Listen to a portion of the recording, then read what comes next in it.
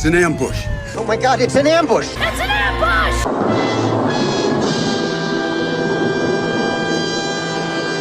Of course! Good evening, everyone, and welcome to an ambush stream, just for the heck of it, on the old X yesterday, formerly known as Twitter. There was a little blurb that CNN put up crowing about the fact that 3 of their executives had been named, apparently, in the list of the the most powerful women of 2024. And one of their executives, I believe her name is Janita Due. Do I have that correct? Let me make sure I got that right here. Janita Due. Pardon me. Johnitadue. Janita Due was listed as their executive vice president of integrity and inclusion. I hadn't heard of integrity and inclusion. And integrity at CNN is kind of a bizarre concept, but anyway, I was like, I've never heard of this lady before. And so I was curious, what does the executive vice president of integrity and inclusion do at CNN? And fortunately, just about 8 months ago, an interview was posted with her. And so just for the heck of it, to close out the week, why not? Why not? Let's take a little bit of a listen. It's about 20 minutes long. Don't know if we'll get through the whole thing. We'll see how interesting it is. But either way, ambush stream. And who's joining me for this ambush stream? The best Remy. Good evening, your internet's favorite lunatic. Good evening, Datura Jones. Good evening, Kiro Soldier. Good evening to you. Mike R. Good evening. Who else is here? Faye Alex. Good evening. LOL, the colors that make you hungry. You know, I was always told that. That's why the McDonald's logo is both yellow and red. Supposedly it, influences your brain to become hungry. I don't know if that's actually true or not, but I remember being told that when I was very young, so maybe it's true. Unit 731. Good evening. Late, I'm unsubbing. Oh.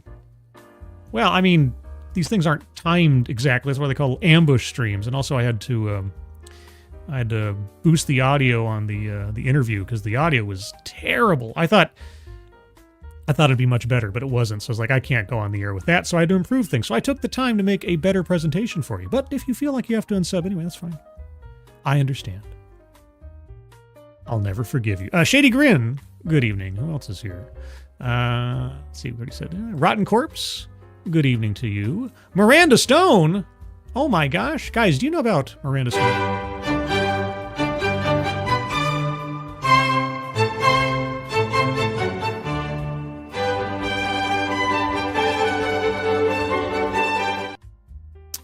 Cynic, good evening to you. The Luke Skywalker 2, good evening. Zero, the Confused Hero, 909, good evening. Dara Odell, good evening to you. Snubber, thank you so much and good evening. Appreciate it very much. Before you were full in, thoughts on the dropping of the Daniel Perry charges? Well, the dropping of, I think, the most serious of the charges, but they have to reconvene next week to consider a lesser charge of negligent homicide, I think it is. I mean, it's a good sign, but peril still exists. You never know what juries are going to do. And if in the first round they didn't find him not guilty on the whole shebang, the fact that they only did it in part, I guess we'll see. They have to reduce the charge down, and it's effectively been dismissed. So it's a good sign. I hope the guy is exonerated. He didn't do anything wrong there, as far as I'm concerned. So I guess we shall see. And of course, people are saying, well, even if something does happen to him, now that we are pardon crazy in this country, Trump might just give him a pass when he gets to office. I'd prefer a jury of his peers just realize the reality of the situation and drop the charges or find him not guilty. But we shall find out next week, presumably. So that's my thoughts on that. Resolute Germ, good evening. Asan, good evening. Spoonie the Rebel, good evening. And Lewis, or Louie, depending. I mean, I did read Interview with a Vampire. Anyway, so this is Janita Due, the Executive Vice President of Integrity and Inclusion at CNN. This is from 8 months ago. And so I'm curious to find out exactly what she does. Now, I have no idea what they're going to talk about in this thing, if it ends up being a lot of chit-chat / coffee talk. for any extended period of time. I might skip ahead a little bit or try to find a place where they actually start talking about her job. So it's all a mystery to me. But let's find out together. Namek Atlanta, welcome to our latest episode of Coffee Talk. And Coffee Talk. Oh, it is. I didn't even look at the title. It's actually called Coffee Talk. Okay, Coffee Talk. okay. We are privileged to have Miss Janita Du with us. Privileged? Uh-oh. I think the background music's getting in the way a little bit. I'm going to turn it down just a smidge here. I don't want to override our speakers here. Okay. Us today. Now, Janita is the Executive Vice President and Chief Diversity, Equity, and Inclusion Officer over at CNN and TNT Sports. Wait. I thought she's the Executive Vice President of Integrity and Inclusion at CNN, and then over Janita, at welcome. It's my TNT pleasure. Sports, she's so wait, she serves as the DEI director at two different outlets? Okay. Pleasure to be here, Charles. Oh, listen, to be here. So first of all, let's say where Be Here is, right? Because normally we're on a Teams call. Oh my gosh. Okay, I knew there'd be some chit chat at the beginning. Let's jump ahead a few seconds. You know, that said, hey, this is where a lot of the magic happens. Yeah, I'm sure a lot of magic happens. Okay, I want to get to where she talks about her job. Here, Oh, you put the work in. You put the work in. You put the work in. Just think about it. Think about what a visionary Ted Turner was in founding CNN 44 years ago. I mean, you just feel, as you said, all of that history and energy. 44 years ago. Oh my God. It was founded around the time I was born, or just after. Good gravy. All right. Well, around the time my sister was born, anyway. An inspiration on your shoulders and your commitment to telling stories that make a difference in the world. I thought you were executive of Integrity and Inclusion DEI. You tell stories? And so I'm just thrilled that we're able to have a conversation in this kind of environment. So, you know, when you start talking about history and shoulders on the world, I'm starting to think about your career. Sure. Remember, guys, she was named as one of the most powerful women in 2024. I think it was either in media or something like that. And I mean, first of all, I didn't even realize that you were an attorney. So when I get the opportunity to start doing a little bit of research and find out, Right. you know. Wait, she's a lawyer? Huh. I wonder what she thinks of Title VII of the Civil Rights Act of 1964 in relation to the general tenor of the industry that she serves as executive for. You know, I've known you, I've seen you talk. There were certain things that I didn't know that when I finally read up, I said, oh my God, I didn't realize this. I mean, you're going to go into it. We're going to talk a little bit about this incredible photo here. We're going to talk about your parents, etc., and how that helped, you know. Oh, man. Okay, we're going to have a personal history lesson. Okay, we'll see how long this goes on. I'm probably going to end up skipping ahead. I want to find out what she does at CNN or how she describes her role and her activities there. I guess inspire you, but I want to start with you telling individuals, what was your career journey and how did it help shape you today for the role that you have today? Oh You didn't get any jobs on the basis of... I wonder if she benefited from affirmative action. my goodness. Well, and I will try and keep it brief. Okay, Because thank I you. have been here at this company, which used to be called Turner Broadcasting. Now it's called Warner Brothers Discovery, a part of Warner Brothers Discovery. Yes, get all the legalese out of the way, I guess. I've been here for 21 years. All right. And I started as a media attorney. So yes, I am a lawyer by trade. But when I went to law school, I never thought that I would practice as what I would call a traditional attorney in terms of a corporate lawyer or an employment lawyer or a criminal justice attorney or a civil rights attorney. I know I'm going to be harping on this as we go. anything like that. I really, I viewed the law as an opportunity to enact social change. Social change. And what kind of social change, I wonder, does she think she's accomplishing through implementing or assisting the implementation of a philosophy that takes us backwards? That was the model that I saw from my father, who is a civil rights attorney. Oh man, I got it. I know I'm a little bit self-aggrandizing here, but all things considered, I'm going to give myself a pat on the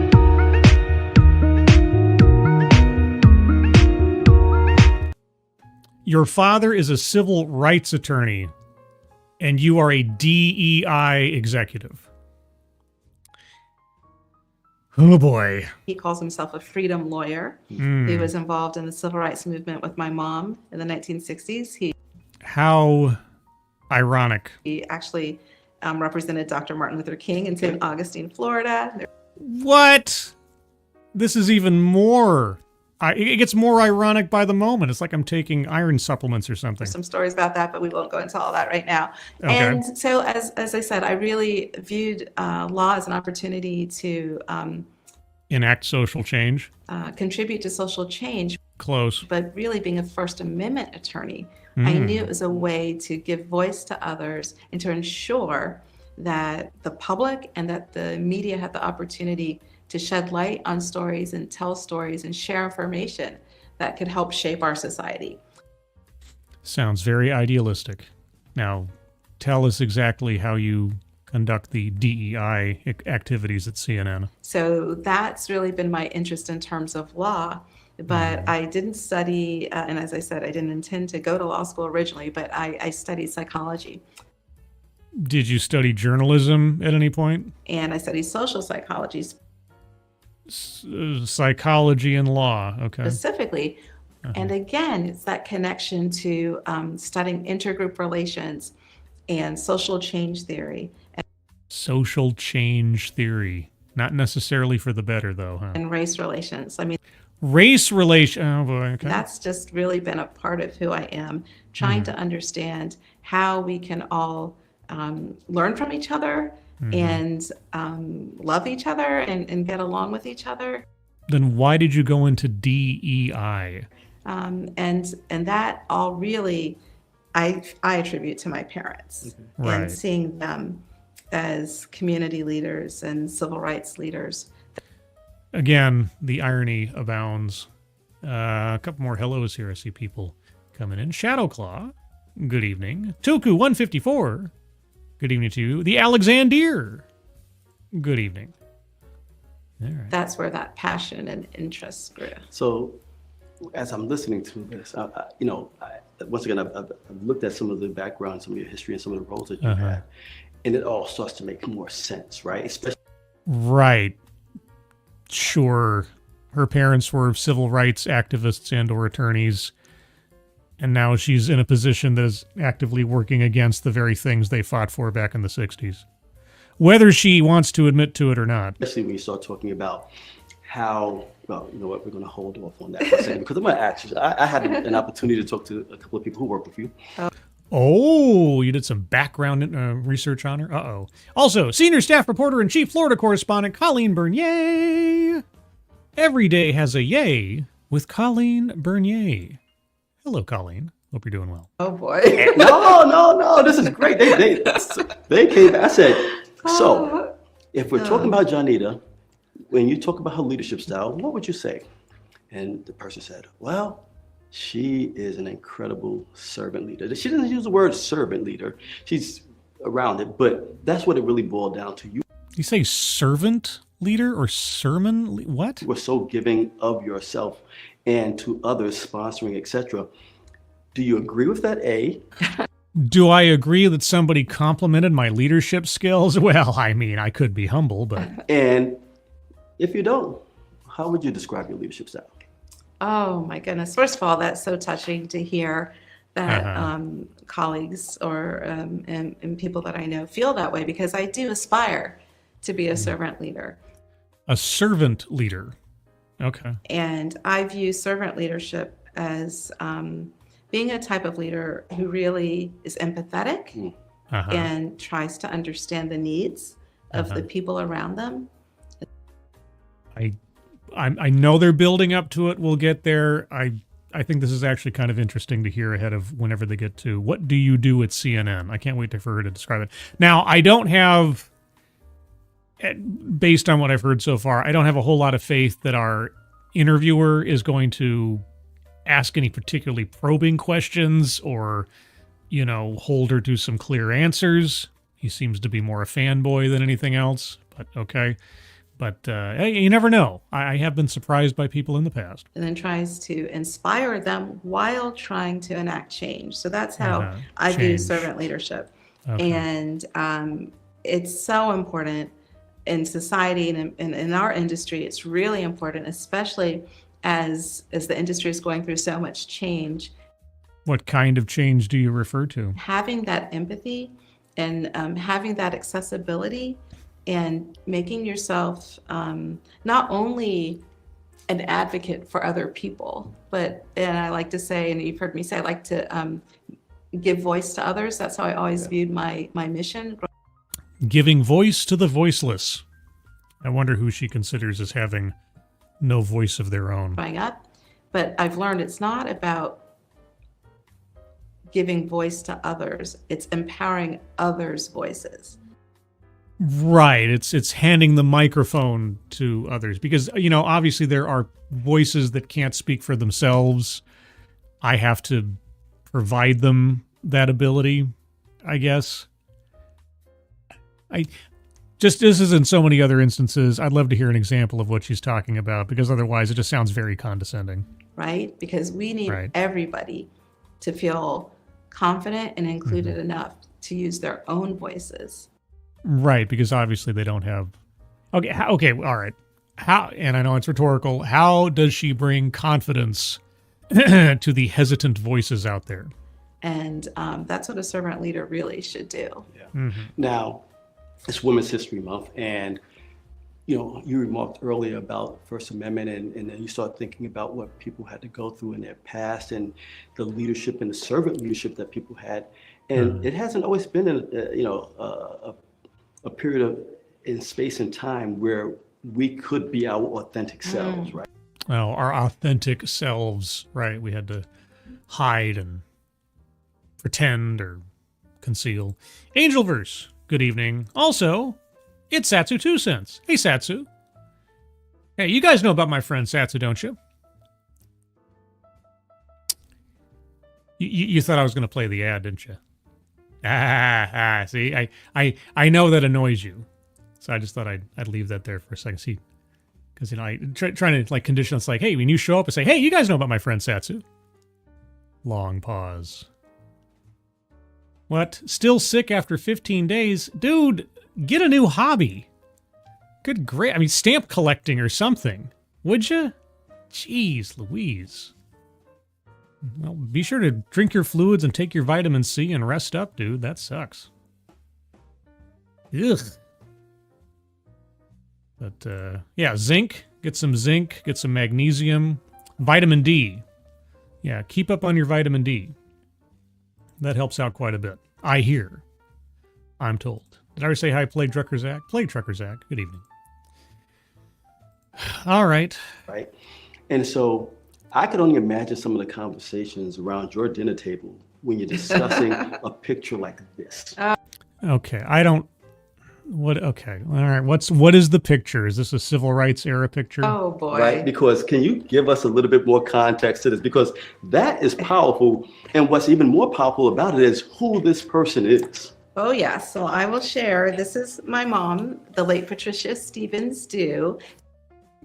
I'm guessing this is a civil rights era photograph of her being arrested or otherwise mistreated. I feel very privileged to have both my dad's name. I'm Johnita. My mom's name is Patricia, so I'm Johnita Patricia Dew. So you'll notice sometimes on bios or, when I'm speaking, it's Johnita P. Dew because I always want to have my mom's name represented because that's perfectly fine. Okay. as of the lady that she was. I mean, look at her. Fierce woman. Are you zoomed in on this? Fierce woman who took no prisoners and was determined. Stories live forever, but storytellers don't. Well, they live forever in their stories, depending. To fight for our rights as African To party? Americans. Oh. And she led the first jail-in of the nation during the Civil Rights Movement. As a 20-year-old college student in Tallahassee, Florida, she was a FAMU student. So I have to throw that in there. HBCU, and HBCU, guys. Okay. Well, all credit to your mother for putting herself on the line for the civil rights movement. As I said, she's fierce and really inspired not only the students around her, but she's inspired generations since then. And something that she said that was always so important was that stories live forever, storytellers don't. Uh-oh, what's going on? Did the stream fail? What's going on? People are putting messages in the chat that make me go, what? F? I see a Wrench Monkey YouTube thing. What's going on? Am I still live? I can't tell anymore. I'm getting mixed messages, guys. Let me know. Nope, I'm still there. Okay. Okay. I see people telling me messages in the chat, and Faye Alex, that was for her mom. Okay. All right, just making sure. Well then, K. Ojo, you made me paranoid there for a second. I was like, YouTube monkey wrench thing, like what's going on? All right. Well, if everything's okay, then everything's okay. So listen to the storytellers while you can. Mm-hmm. And we are all storytellers. That's what our industry is.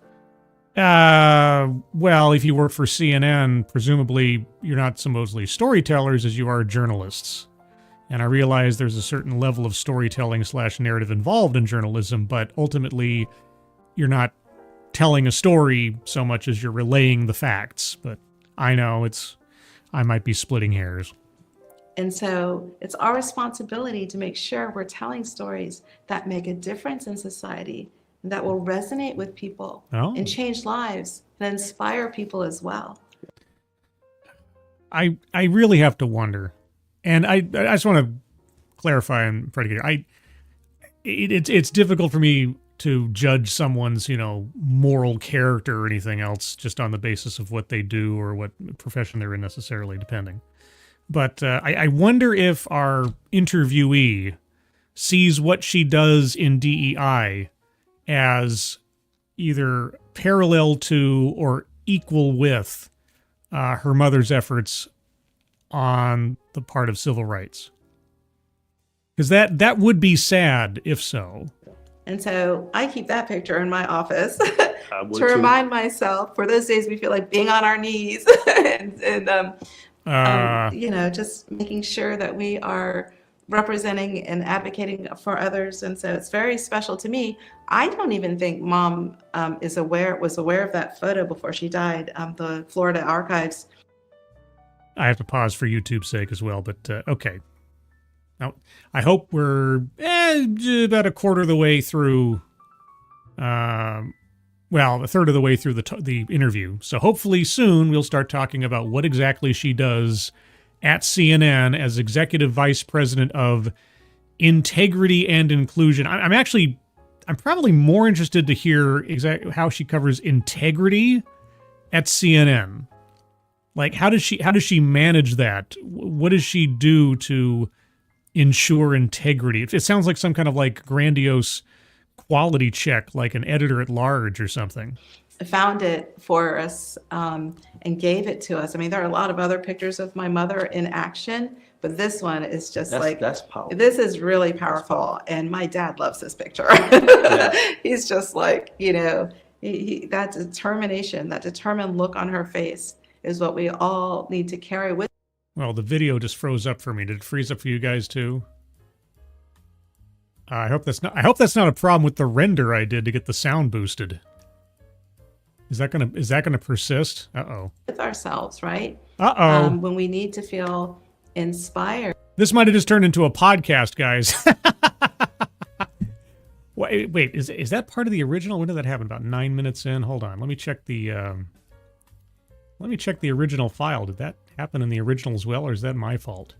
That could be my fault. If so, that actually makes it a little bit easier to manage as far as YouTube's concerned, because there's less chance of a content match. Well, let's see here. 9 minutes in. No, it must be me. Okay, well, guys, not that there was a whole lot visually to see on here, save for the picture of her mother, but apparently in my boosting of the audio, which was decidedly quiet, some error occurred, and now we have a still image. So it's turned into a podcast. You've got nothing to miss by looking away or listening to this in the background now, I suppose, unless it fixes itself in the next several moments or something. So there's no technical difficulty on your end. Technically, not on mine either, except for my boosting of the audio did this. So there you go.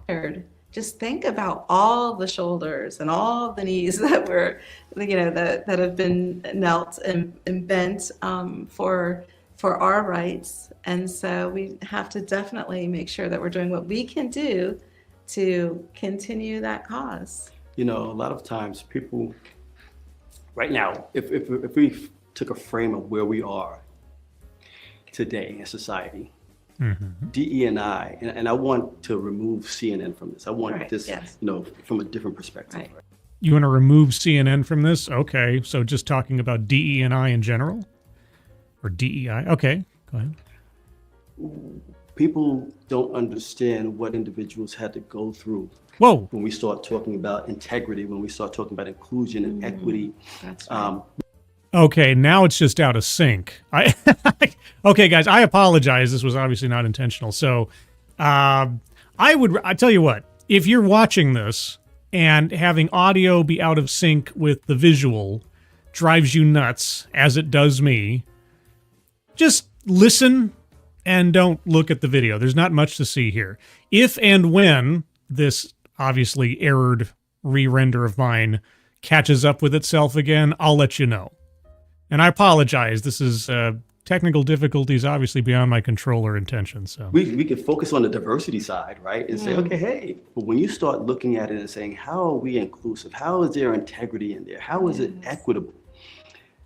And right now, it seems like we're under attack for these themes, for these thoughts. No. You're not under attack for these themes and thoughts.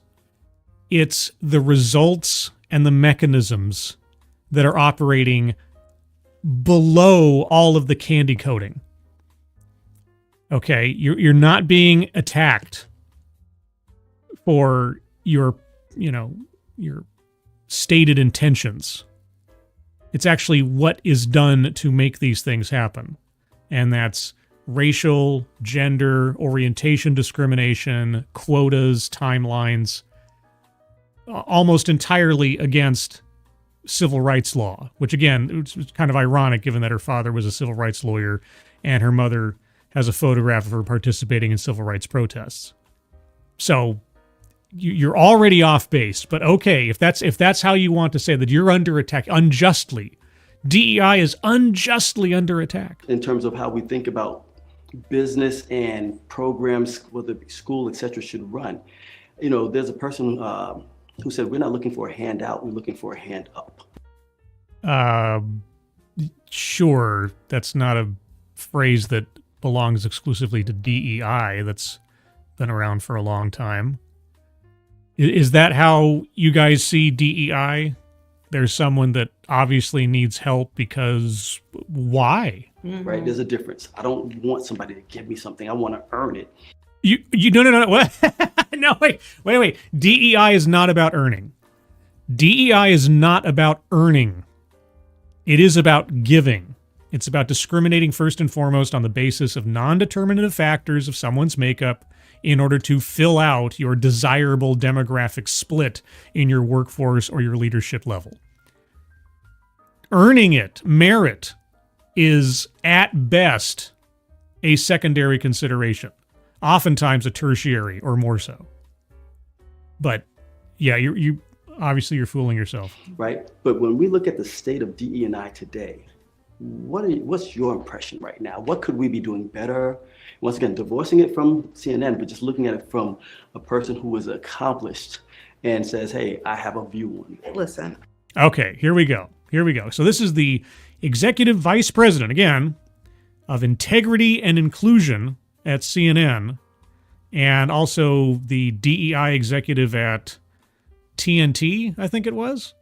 Anyway, so here's her views on what's wrong or what could we do to improve the image of DEI. And this was posted roundabouts 8 months ago, so it's relatively recent, but before a lot of the most tumultuous political events in our world. So let's see what she has to say. Yes, DEI has been under attack recently, but also in various incarnations over the years. And the thing that will ultimately make DEI efforts successful is just reinforcing that diversity encompasses everybody. No, it doesn't. It explicitly does not. If it did, you'd be calling yourself an egalitarian executive or something. But you're not. DEI does not encompass everybody. It encompasses the favored few demographics. That's it. Otherwise, why have it there? Anyway. And diversity isn't just, relating to one particular race or... Well, it is relating to one particular race, and that is excluding, almost explicitly, white people and men and straight white men in particular. But it does tend to favor one race over the others as far as benefits. Let's be honest here. You may not want to admit it, but it's absolutely true. Relating to one particular race or ethnicity or gender or sexual orientation or... Yes, it does. Or socioeconomic status or... Socioeconomic status rarely comes into it. It's front-loaded with race, gender, and then orientation. Or geography. It's all of those things. No, it's not. Well, I mean, it does take into account all of those things, and it discriminates against people that fall within certain undesirable categories. Everybody has an identity. Everybody brings something to the table. Unless you're the wrong race or gender or orientation, and then there's too much of your perspective already present, so we have to get rid of you, because we don't look at identity, actual identity. We don't look at individuality. We look at demographic split. That needs to be valued and celebrated. And I do feel as long as those of us who are DEI leaders and practitioners are in charge of our messaging and our narrative, right? Of our storytelling. Yeah, it is a story you're telling. A story that you're telling yourself. That it's going to be successful because we all need each other. We all need to learn from each other. We all need to understand each other. We don't always need to agree with each other, but we all need to understand each other. Really? I don't know. If somebody doesn't agree with DEI, what do you do then? What do you do if you have someone who is a doubting Thomas or one of the unenlightened amongst you? Do you accept any kind of criticism whatsoever about the premise that you're operating on? We need to listen to each other, and we need to hear what other people say. Yeah, okay. There's a difference between hearing and listening. So when you look at division in society, whether it's political perspective or anything else, if we just give ourselves a chance to listen to each other, listen. to hear each other, we're going to be successful. Okay, I want to hear a success story. I want to hear from her just like I've wanted to hear from so many DEI practitioners in the past. She's a 20-year career professional at Turner Broadcasting, CNN, Warner Discovery, whatever. I want to hear a success story of her DEI efforts, where something was wrong and DEI fixed it. Because we need every identity and every perspective in our lives. That's what makes society so rich. Yeah. And that's why, tying it back to being a First Amendment attorney, you want to advance diverse perspectives. How about trying to be a Title VII attorney? I know.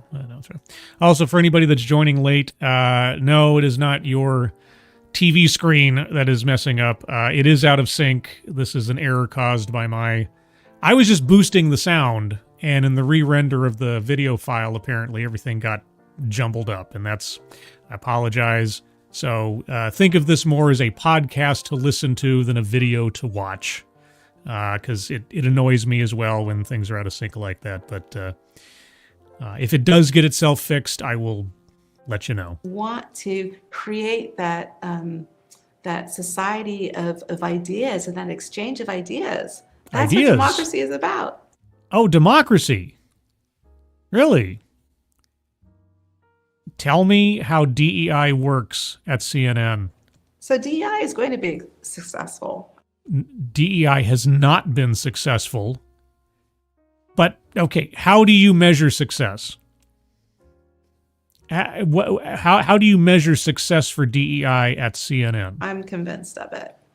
Well, you have to be. You're drawing a paycheck under the premise you're doing something productive. So you're an unreliable narrator in that regard. But again, I would love to hear a success story. You have a responsibility within your own role of making sure that representation matters. Representation? Oh, but she just said that DEI wasn't about favoring one race or gender or orientation. So what do you mean? In-house, in terms of CNN, as well as when you start looking at some of the personalities that are on air and how not just black, white, Latino, etc., are represented on. Not just you're talking about race again? Yeah.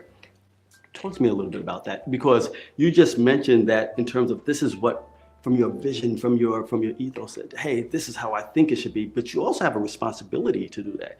What are you doing to ensure that that happens? Yeah. I like the way you said it. We have a responsibility. You have a responsibility to do what? And how do you do it? Please tell me. And our responsibility, first and foremost, is to our employees. In what way? And then obviously we have a responsibility to our audiences.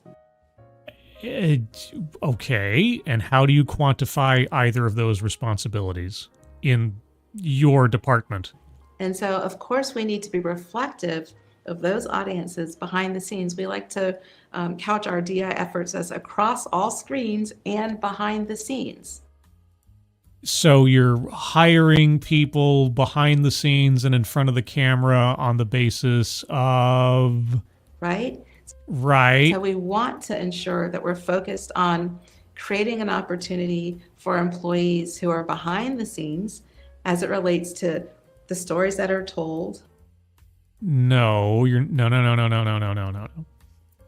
not about the stories that are told. Now she might just be very practiced at avoiding specificity, which I could believe.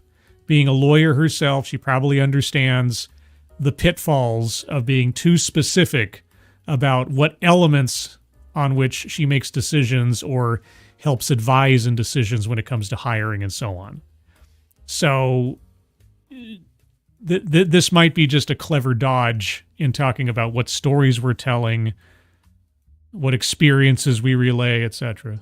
Which stories are selected, how the stories are told, and who's telling those stories, right? Yeah. Who? Okay. All right. Who is telling those stories, and why are they the ones that should be telling those stories? Right.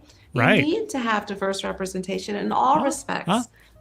In all respects. Okay. Yeah. Are any of those respects elements that fall under the restrictions of Title VII? By any chance? Behind the scenes. And obviously it needs to be reflected across all screens so that we can reach and we can resonate with diverse audiences.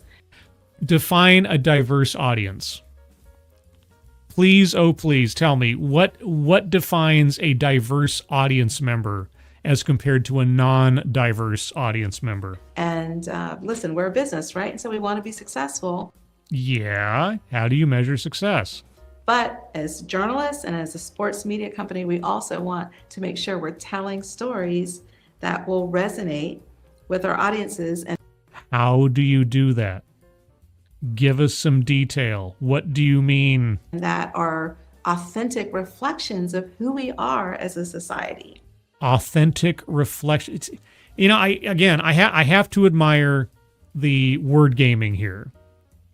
It's very reminiscent of how D and I was talked about in the early days of my channel. Oftentimes, a DEI executive wouldn't mention ethnicity or race or gender. They'd start off saying things like background or experiences or lived experiences. They'd use other words, very couched language. And then maybe down the line or later on after they'd front-loaded with a bunch of abstracts, then they might mention ethnicity or gender or race or something. So she's being very careful here to not get too specific. Authentic reflection of our audience, right? The storytellers that authentically reflect the stories being told, things like that. Thank you, Keeverdam. Fundraiser. Oh, did I miss it? I apologize. Thank you, Keeverdam. Appreciate it. Let me pin that up there. Yes, guys. So at the top of the chat box, thank you, Keeverdam, for providing a link to the Leukemia and Lymphoma Society donation page. If you have the opportunity to do so, please take a look at that. And if you can donate, please do so. And if you can't, that's fine. But if you can, share that out on social media. That would also be appreciated. So thank you for that ahead of time. And another reminder for anybody coming in late, yes, the video is out of sync with the audio. That is the fault of my re-render. So just consider this a podcast for all intents and purposes. And there's not a whole lot to see in the video anyway, just two people sitting and talking. But if for some reason at some point it does resync itself, I'll let you know. But anyway, yes, she's being very, very careful with the words she's using to describe what she does or what the ultimate goal is. And yet the subtext is unavoidable. And so that's why we focus not just in terms of the talent, but also behind the scenes. Behind the scenes is the talent. Anybody you employ is talent, as far as I'm concerned. But either way, if you make employment decisions on who gets what jobs, etc., on the basis of anything other than actual talent, there be dragons. Wonderful. I'm going to turn the knob down a little. Right. Turn the knob down a little? Yeah, boy, dude, you've just been like hard-hitting questions so far. What? Right, you've been in there. Right. And so... What? You are an alumnus for the NIMIC's Yes. ELDP program. Yeah. Pardon me, my phone is making noises at me. Okay. That was a message from work, an automated message from work. Oh, it is that time of the day. Okay. Yes, I am. Right. I think you were program. Well, Now I'm embarrassed. Oh my gosh, my classmates are going to be so mad. I'm blanking on what class was it? Was it 16? Oh, was it 17? Oh, I was thinking 16. Sorry, everyone. We were the best class ever. Okay, I don't care. I don't care. Her personal backstory, I want to get back to what she does at CNN. I'm going to skip ahead every minute or so and see if we can get back to her talking about her job. Because if she doesn't, then I'm going to start rapping things. Well, let's see. Do I have anything else? I mean, I do have something else, but I want to save that for its own stream. I got something else. But, okay. Your employees, the opportunity for... Oh, talking about employees. Okay, let's back up just a smidge here. I was thinking 16. Sorry, everyone. We were the best class ever, okay, though. So that's what we'll say. I haven't talked to one person who hasn't said it, right? Okay, whatever. Get back to talking about your work. We were the best class ever. Yeah. So what did that program do for you? What makes that program special? Oh, my goodness. In my DEI role, yes, I had the opportunity for years, as I should, right, to nominate people for development opportunities. Because of what? Because you want to give your employees the opportunity for development and exposure. And was there any kind of, I don't know, selection process by which you went through to choose who would be given these opportunities by any chance? So it's always my pleasure to be able to nominate colleagues for the NAMIC ELDP program. And then one day, the NIMIC ELDP, I don't know what that is. It hit me. I'm like, oh my goodness, I should apply myself. I want to grow, and I also want to experience what NAMIC has to offer. What the heck? Okay, what is NAMIC? I don't know. I don't know what this NAMIC. I have to look. I was told there'd be no homework. It's my own show. It's not the National Association of Mutual Insurance Companies, is it? Or is it the National Association for Multi-Ethnic in Communications? That sounds more on point. Oh, yep, that's the logo. Okay, so NAMIC, which apparently sponsors or puts on this interview show, is the National Association for Multi-Ethnicity in Communications. Founded in 1980, strangely around the same time that CNN was founded, is the premier organization that envisions media and technology companies lead and excel with a diverse workforce, inclusive workplace, and equitable practices, resulting in more authentic representation in their content and products. So it's a DEI initiative. Even though it's founded in the 80s, that's effectively what it does now. Okay. So it's a media DEI organization. Got it. And so I was selected, and that program came into my life. And you'll hear, I think, honestly, when you talk to most alum, I'm certain many people say that. That program came into my life, my professional and personal life, at the time I needed it the most. Well, sure, when it's an organization that specifically elevates people into media positions on the basis of what they look like, I'm sure it's very relevant to your interests.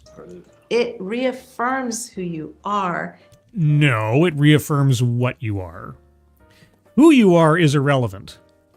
What demographics you fall into are the important elements.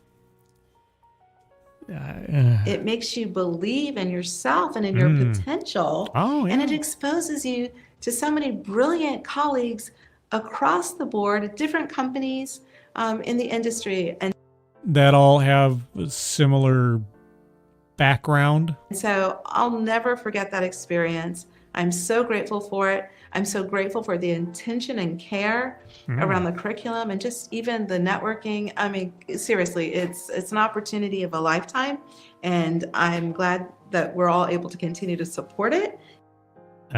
Remember, this is the National Association for Multi-Ethnicity in Communications. Yeah, okay. And I encourage anybody watching, if you have not applied, please apply to participate, because it's really, really impactful. So I'm getting close. I'm going to get you out of here on two more sets of questions, right? Oh my gosh, dude. First one is when Okay, if his next couple of questions aren't relevant, I'm going to start wrapping this up or find something else. Do I have anything else to supplement this with? What is that? I mean, I have a whole bunch of, like, TED-type things in my back pocket over here. I'll think about it. When we start talking about networking, right? I'm a big advocate of networking. Yes, you are. Yeah, I know, right? Charles is everywhere. Like. Well, there was a time in my life where I shut certain things down. I said, oh, I'm not going to be. But a period happened where I needed my network, and I hadn't developed it in the region that I moved to. Okay. Make this relevant to her position at CNN somehow, or I'm going to just stop. Which is Atlanta.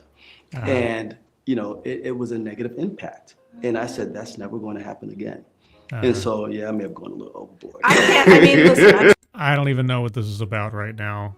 I'm going to give it about another 10 seconds. sorry, I can't, it's like dissonant here thinking of you saying that you were not a networker when you first. Well, no, I at was a some network. point. I just shut it down a little, You toned it down a bit. Yeah. No, you are incredible. And Oh my, okay, I'm done.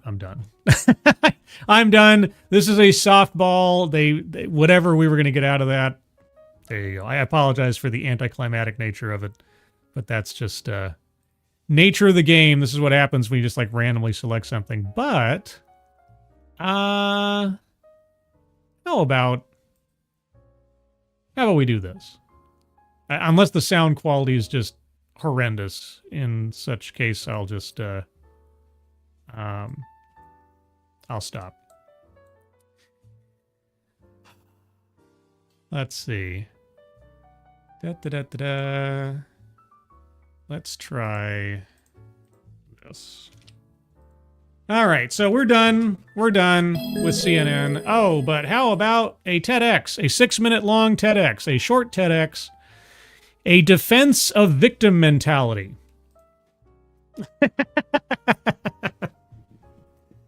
A defense of victim mentality. Do I even want to bother doing a bingo card on this one? Oh, what the hey. Alfalfa hay. Alfalfa hay. We'll just do bingo card A for the heck of it. I think I might have removed the bingo card links from the description, unfortunately. I apologize. I'm sure some industrious individual can go grab a bingo card A link from a different stream or something, because I can't really edit in the middle of the show, unfortunately. Okay, we'll just try this for the heck of it. Live TV, everybody. Live television, so to speak. Yes, so this is a defense of victim mentality from TED Excellence, or TEDx. A brief 6-minute long TED Talk. And let me make sure I've got my bingo card loaded up here for future reference. It wouldn't be an ambush stream without some surprises, right? All right, so that being said, let's start. Hopefully the sound is good. If the sound sucks, I'm in real trouble. Rachel S. Heslin. Heslin? When you hear the phrase victim mentality, Yes? what comes to mind? Ghostbusters 2016. That was the first thing that came to my mind. Blaming everyone else, Yeah. refusing to accept responsibility. Yeah, no, that's pretty accurate, yeah. People like this can be so frustrating. They can be. Why do they make things so much harder than they have to be? Narcissism? Why do they make things so much harder? Narcissism? I mean, on the surface, it doesn't make any sense. Why would anyone want to be a victim? Well, let me tell you something about the last, 10 years of our societal shift. But maybe you know more than I do. It's entirely possible. There has to be some reason. Yeah, it means that they get sympathy, that they never have to apologize for anything, that they get to be looked at as like a hero of something or a great rebel against some injustice, that kind of thing. So what circumstances might contribute to developing a victim mentality? Coddling. Being told that you're practically perfect in every way from the time that you were born up through your education and so on. That you cannot be faulted, that nothing is your fault. So it's a coddling mentality. And beyond that, are there situations where it might actually be beneficial? Kickstarter. Or GoFundMe, or a whole bunch of other things where you put yourself out as a victim and you get sympathy dollars and things like that. Black Lives Matter, for example. Any number of people who have faked their cancer diagnoses and so on. There are plenty of advantageous situations if you have absolutely no integrity or morals. Human beings love stories. Oh, well, we just had somebody tell us about storytellers and things before. I didn't know they should be related. Our brains are constantly making connections, constructing narratives, assigning meaning to things. I have to say, our speaker here is one of the most physically active TEDx speakers I've seen in recent time. And these stories provide a framework to help us comprehend the complexity of our lives. Possibly so. How is this a defense of not taking responsibility for one's actions again? However, especially when we're young, our stories are limited by what we know. For example. Example? Did you say example?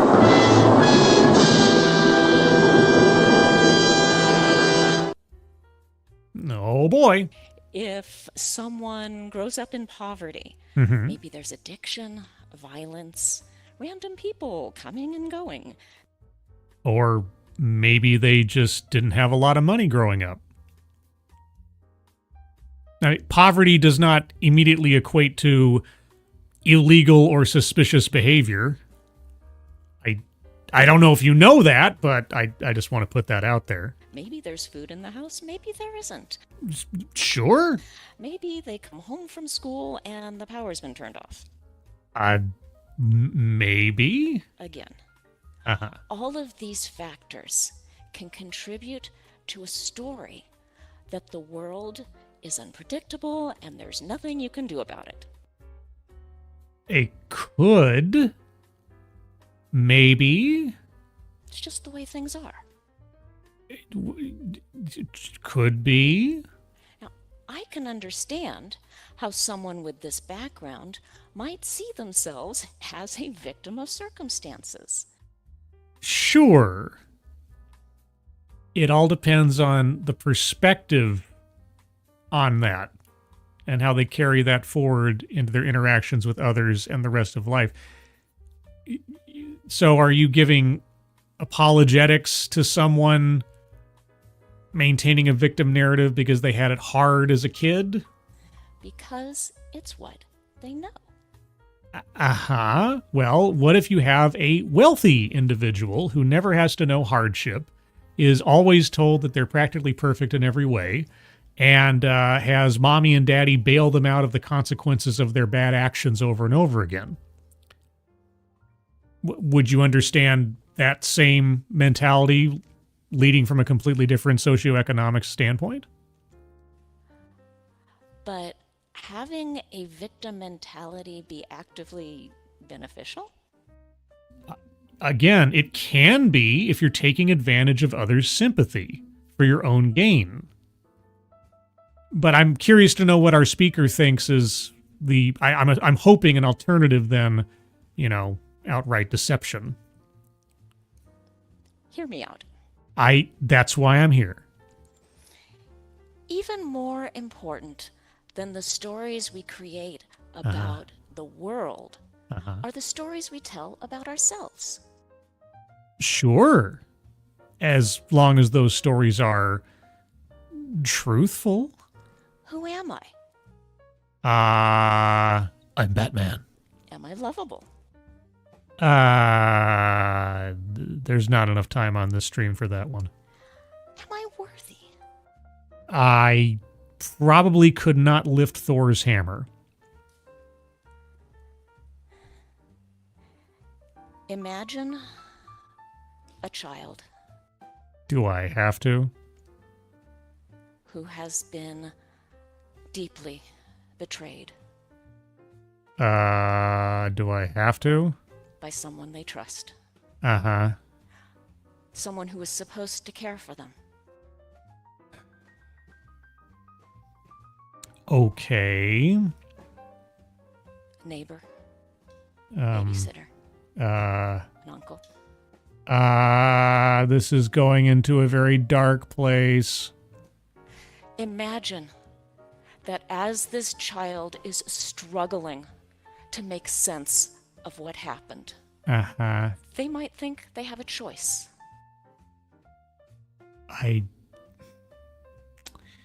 Okay. What? Okay. I need a break from this for a moment. Pardon me. Going over to the bingo card. This is bingo card A.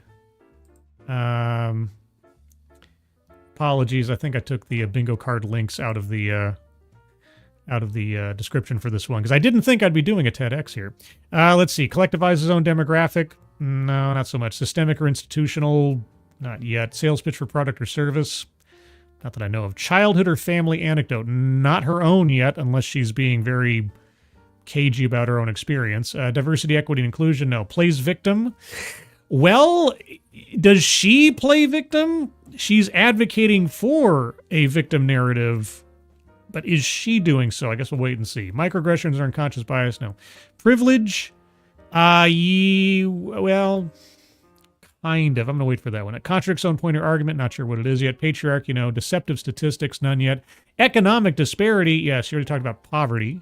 Circling that one. Also circling free space. Feminism, no. Marginalization, not explicitly yet. A list, not so much. White supremacy, no. Word salad, we'll see. Self-vilification or wretchedness, no. Weightless example or non sequitur, not sure yet. Attempt to coin new buzzword or buzz phrase, no. Mind reading assumes motives. A little bit. Benevolent condescension. I really feel like the way that she's presenting her talk, it sounds very talk down-y, so I'm circling that one. Anecdote that probably never happened, not yet. Leaves out vital context. We'll wait and see. She hasn't really gotten anywhere yet. So far on the bingo card, A, economic disparity, free space, benevolent condescension. Either they are a victim or they deserved what was done to them.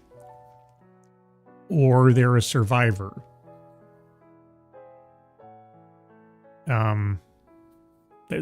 Okay, you've brought it down to a two-choice situation. And? Just sit with that for a moment. Do I have to? What are we talking about now? That wound is still there as the child grows up and becomes an adult. Yeah. In this situation, a victim mentality is a shield that protects them. But is it, though?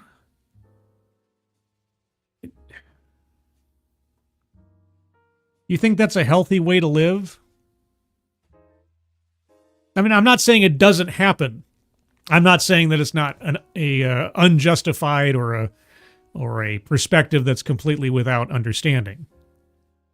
But really? I mean, here's the thing. Now, fortunately, I have not experienced something so extreme as what she is describing and or alluding to in my life, thankfully. I have, however, on multiple occasions, been deceived or betrayed by people who were close to me. Sometimes in the most comical sitcom type of way on reflection. All the same, that has led to me having some severe trust issues when it comes to relationships. And as try as I might, it's a very, very difficult thing to overcome. But I'm at least aware of it. I don't see myself as a victim so much as, other people made some demonstrably bad choices that very negatively affected me. I can't get away from the fact that many of these outcomes would probably have been avoided if I'd been more, I don't know how else to say it, if I'd been more untrusting and seen the signs ahead of time instead of waving them off. It's kind of a weird balance to have to strike in life, or try to. But I don't see myself as a victim. I might be bitter about certain individuals in my life, and I've become wary as a result, but I don't think it'd be healthy if I did see myself as a victim.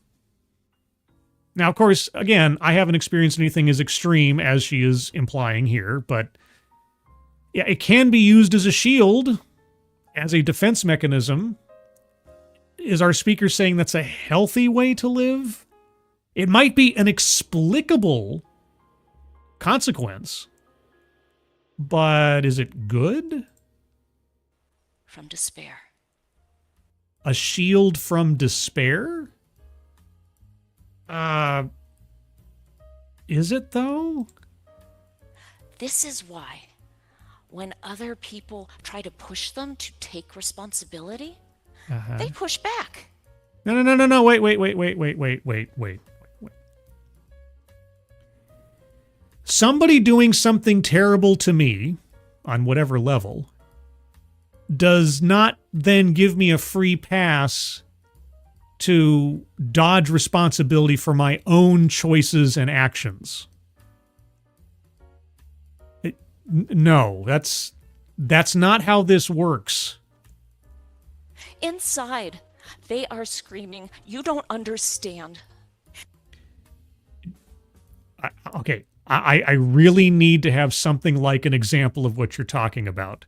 Because a blanket statement of, I was abused as a child, therefore any criticism of my behavior or the consequences of my actions is invalid.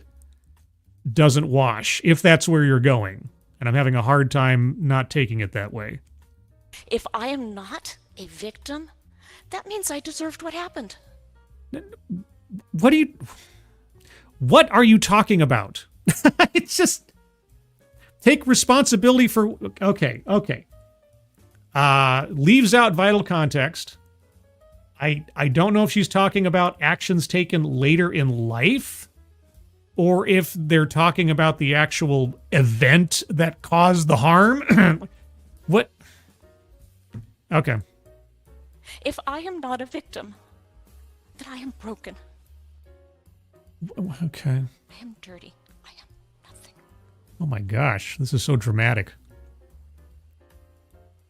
This is why, if we truly and sincerely want to help survivors of trauma to move beyond a victim mentality. But they don't have to take if they are actually a victim of something, if they were, like in your example, an innocent child, there's no responsibility they have to take for their actions. I really, really need to know what she's talking about. I really need some more details because I'm lost. Who is accusing someone who experienced abuse as a child of not taking responsibility for their actions in relation to what happened to them as a kid?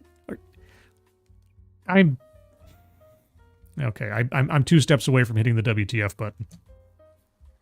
We first need to mindfully and compassionately acknowledge these hidden stories. If they're hidden, how can I acknowledge them? And your overacting really makes it difficult to take you seriously. We need to reassure them they did not deserve what happened. Who was saying that they did? What?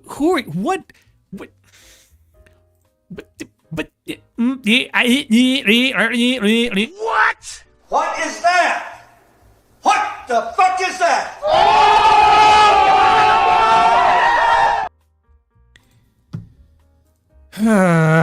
Take longer than 6 minutes. Go into some detail. Give even a hypothetical or abstract example so I can have some footing here, because you're not making any sense. That while they may have been victimized, yeah, that was something that was done to them. Yes, if you're talking about innocent children, obviously. What nut job is going to be blaming someone for something that happened to them when they were a kid? What are you talking about? Who would be doing this? Not an indictment of who they are. What? We need to give them a safe place where they can uncover these hidden fears. What? Who are... What is the audience you're talking to? Is it a bunch of, like, therapists or something? Maybe it's their business. Maybe they deal with it the way that they want. You know, there have been several people in my life who have been the victim of abuse. I'll just put it in a blanket term because who knows what YouTube might do with it otherwise. And some have acknowledged this and gone into detail about it with me in some way, shape, or form of their own volition. Some have been like, I don't want to talk about it. I don't pry. People deal with their stuff in the way they want to deal with it. Some people make jokes about the very subject in which that they were a victim of, because that helps them deal with it. It helps them reduce the fear, the anxiety over it. That's just how they deal. Some people don't like hearing jokes about that stuff around them, or sounds or things that remind them of that. To each their own. Can you, in your final minute of this talk, is there any chance you're going to give us some specificity? Because so far you've made almost no sense whatsoever. A place where they can grieve, or they can rage, where they can fully express themselves. Oh, like a rage room? Like one of those things where you go rent out a space where you get a sledgehammer and you can beat up on some old, like washer dryers and blocks of ice or something? Are you about to pitch a product or a service? In whatever way helps them believe that they matter. Like what? Oh my God. Their experience matters. Yes, their experience. Okay. It's not something that can be forced. But then leave them alone. Who are you talking to? What is the dynamic you're describing here? What kind of conversation? But it is something that can be nurtured. What? Sometimes it only takes one person who believes in them more than they believe in themselves to... Who are you? Are you talking about yourself? And I'm not trying to be mean here or anything. If this is another one of those TEDx talks where somebody's up there basically spilling out their personal stream of consciousness onto the stage, okay, cry for help or whatever. But really, can you at least give a hypothetical? Can you give a scenario? Something? Plant that seed of healing. Plant the seed Just of healing. one person Well, to look them in the eye and say, you matter. oh my gosh. This is like acting class 101 here. And then, And then, when they are ready, when they are ready. when they look up Uh-huh. and say, I don't want to be a victim. What can I do? I don't know. What can they do? 15 seconds left in the talk. Then? I can reach out a hand Uh-huh. and I'll show them the way. The way to what? What the hell? Oh my God. Boy. Drama llama right there. Okay, well, I didn't know what to... That was in defense of a victim narrative? You weren't... Was that a defense of a victim narrative? I don't know. Anyway, here's the card as I have it. Not much to work with here. I'll go over it one more time. Collectivizes own demographic. No. Systemic or institutional. Not that I know of. Sales pitch for product or service. No. Child or family. No. Diverse. No. Plays victim. I don't know if she was talking about herself. I can't say. Microaggressions and conscious bias. No. Privilege. No. Contradicts own point or argument. Or fails to make her argument. I'm circling that one because I didn't hear anything about victim. How can it be beneficial? She kept promising that she was going to tell us how a victim narrative could be beneficial. The closest that she got, it's a shield. It's like, is it a shield though? Is it a healthy shield? Is that a beneficial way to work? I don't know. Patriarchy, no. Deceptive statistics, no. Feminism, no. Marginalized marginalization, no. A list. Did she give us a list? I don't think so. White supremacy, words. Yeah, word salad. Word salad. Just nonsense. Self-vilification or wretchedness? No. Weightless example, non sequitur. Did she give us any examples? I'm blanking. Attempt to coin new buzzword, buzzphrase knows. Mind reading assumes motives. Yeah, about people that are in these situations are like, they fit into two categories or something. Either they're a victim or they deserved it or something. Yeah. Anecdote that probably never happened. She never gave us any. So that is the card as I have it. If you have arguments for squares to be circled, put them in the chat now, and then we'll wrap things up. Texas Attorney General, Secret Agent, Awkward Turtle. Yeah. Drama Llama, Awkward Turtle. There you go. Yeah, Shadowcat, take no accountability. Like this talk was half as long as it needed to be to make sense of anything that she was setting up. At least. Datura Jones, see, the guilt and shame wires in the brain are slightly similar. This isn't exactly the best way to introduce that concept, though. I'm having a hard time fully assessing this talk because it was so abstract and it felt half-baked. There might have been a point in there somewhere if it had been developed more and had a bit more time to it. I don't know. The overacting didn't help. Really didn't help. Malachi D. Wildman, I must be in the lower grades according to her tone. Yeah, it was very, over the top. That was just silly. Let's see. Faye Alex, she's just trying to create her own Sith Lord. That would be something. You know, I'd wanted to write an anthology way back in the day. Back in the good old days of Star Wars, there were these anthology books like Tales from the Mos Eisley Cantina and Tales from Jabba's Palace, that kind of thing. And there'd be these little stories by these authors like Timothy Zahn and Michael Stackpole and all these guys. And they were great. They added little extra bits of information and lore to things behind the scenes in the movies. And after Knights of the Old Republic came out, the original BioWare role-playing game, I loved the setting of the Sith Academy on Korriban. And there were so many characters there and so much backstory and history to what was going on there. I thought it would be great if there was an anthology book called The Curriculum, Tales from the Korriban Academy. And you have all these little backstories to all the characters there that lead up to the point where Revan shows up. Yeah. Anyway, sorry, I got lost in Star Wars nostalgia. I think it was last night talking about Jedi mind tricks and everything, and a little bit today on A Midnight's Edge. Anyway, sorry, that's just the good old days. We're never going to get them back, are we? Zan Wild, she listed off all the things that can be associated with poverty, addiction, neglect, etc. Is that? Yeah, no, you know what? No, you know, given the Spartan nature of this talk, I don't mind. That. That's good. That makes sense to me. That's fine. So good call on that one. Tales of the Bounty Hunters. Yeah, Tales of the Bounty Hunters, Tales from the Mos Eisley Cantina, and Tales from Jabba's Palace. Those three books. I mean, each one of them covered the behind-the-scenes stuff going on in each of the original three films. Fleshed out, you know, side characters like Zuckuss and Forlom, and the two twin sisters at the bar in Mos Eisley, and so on. Yeah, that was a great little triumvirate of books.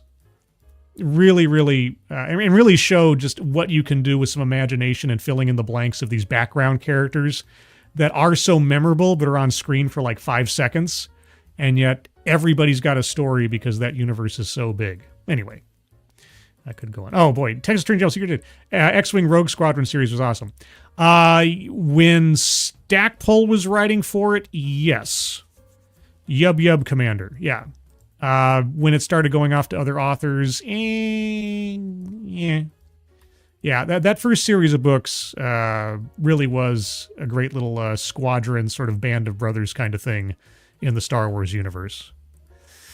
Let's see. Any other arguments for squares to be circled? I've gone off into Star Wars nerdery here.